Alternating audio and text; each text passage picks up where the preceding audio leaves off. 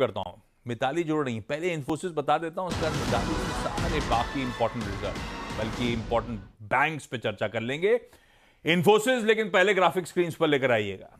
Time दिया था Thursday को 3:45, एकदम प्रिसाइसली टाइम दिया था प्रेस रिलीज में, पर जब नंबर्स नहीं आए ना, हर 5 मिनट टटोल रहा था, तभी डर लग गया था कहीं गड़बड़ा रहा है मामला। नंबर्स फाइनली आए 4:23 पे, और वो जो क्या बेल वेदर कहते हैं ना आईटी की, उसकी घंटी की आवाज अच्छी नहीं आ रही है, तो मामला गड़बड़ाया हुआ है। इन्फोसिस के केस में अपन एक्सपेक्ट कर रहे थे, स्ट्रीट एक्सपेक्ट कर रहा था, कह लीजिए कांस्टेंट करेंसी आए 1% गिरेगी तिमाही दर तिमाही। भाई साहब गिरी है उससे ज्यादा, 3.5% का ड्रॉप है।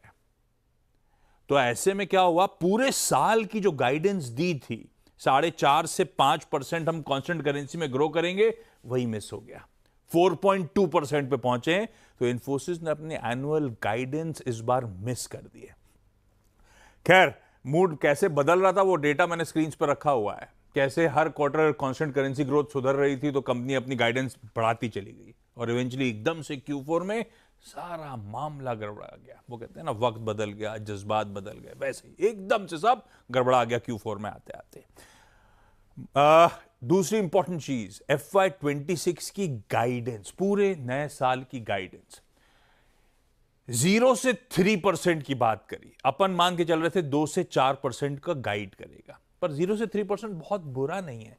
स्ट्रीट का एक तबका तो इस बात को लेकर चिंतित था कि हो सकता है इस बार इन्फोसिस गाइडेंस सस्पेंड कर दे, क्योंकि बहुत अनसर्टेनिटी है।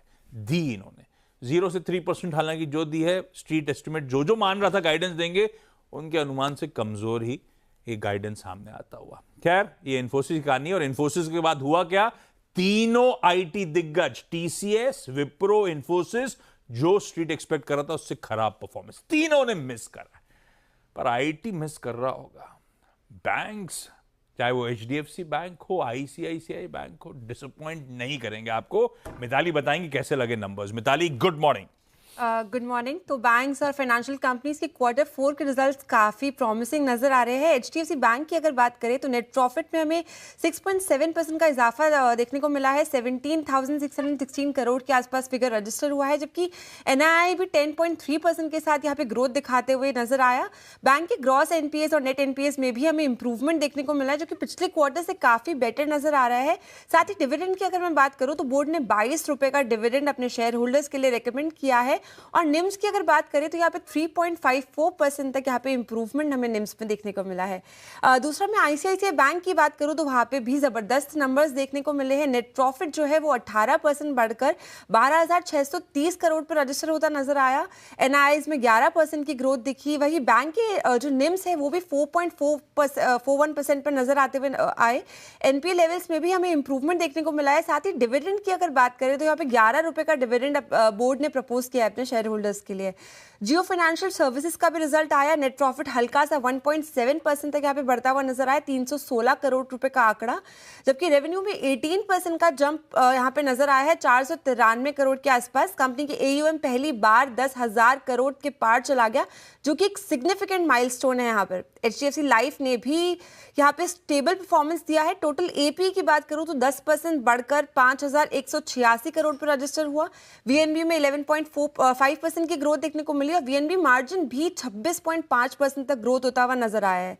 टाटा एलेक्सी की अगर बात करें तो यहाँ पे थोड़ा मिक्स्ड परफॉर्मेंस देखने को मिला है। नेट प्रॉफिट में 13.4% यहाँ पे गिरता हुआ नजर आया। रेवेन्यू में 3.3% की डिप देखने को मिली है।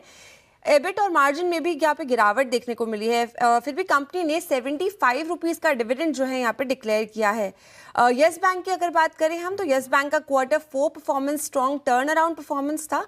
नेट प्रॉफिट में 63% की ग्रोथ देखने को मिली। साथ ही NIIs भी 6% के आसपास बढ़ते हुए नजर आए।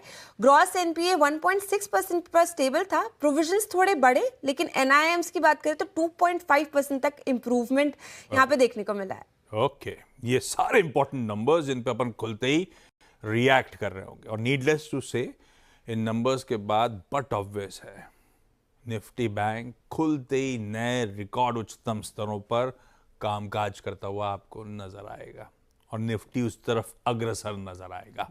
खैर, आज की ब्रोकरेज रिपोर्ट, मॉर्गन स्टैनली की लार्सन एंड टूब्रो रिपोर्ट, कुछ दिन पहले लास्ट एंड टूबरो पे एक इक्वल वेट रिपोर्ट आई थी, मेरे ख्याल से मूड बदल गया है। देखिए मॉर्गन स्टैनली तो बुलिश हो गए हैं, ओवरवेट 3877 के टारगेट्स, यानी कि थर्सडे के क्लोज से 19 से 20% का अपसाइड।